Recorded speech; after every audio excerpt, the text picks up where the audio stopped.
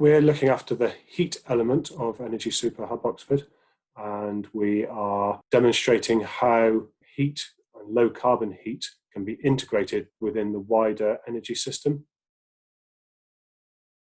Ground source heat pumps take a large amount of quite low grade energy from the ground. It then puts that heat into a heat exchanger, which is connected to a refrigeration cycle. That refrigeration cycle upgrades the temperature of the heat you're extracting from the ground and distributes it onto the building for heating and hot water. The really nice thing about ground source heat pumps compared to most technologies is the ground is a very stable temperature, so it doesn't change with the seasons, with the weather.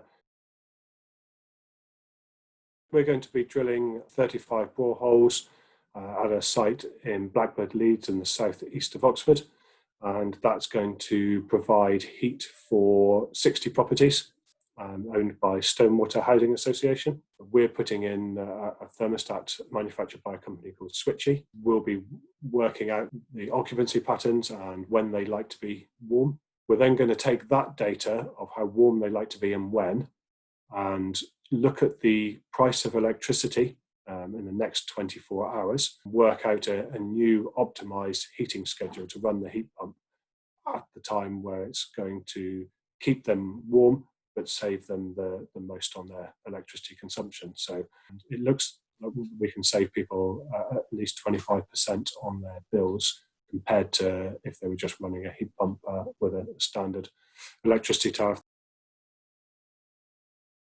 For quite a few years, we've known that if we were going to electrify heating via ground source heat pumps or any heat pumps, and we're going to electrify transport through electric vehicles, that we're going to have to find a way of using the electricity on the grid in a smarter way.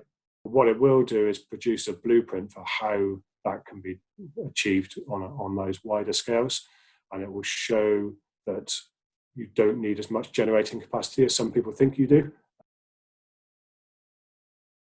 To accelerate it across the country, really, we need to come up with a national plan for how it's going to happen. So, for instance, we say, okay, these areas, we're going to keep gas, a little bit longer. These areas are really suitable for ground source, so we're going to have a managed withdrawal from the gas grid at those areas.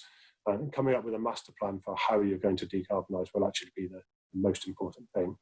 It does need to be rolled out in the same way that the gas system was rolled out originally, i.e. street by street and town by town.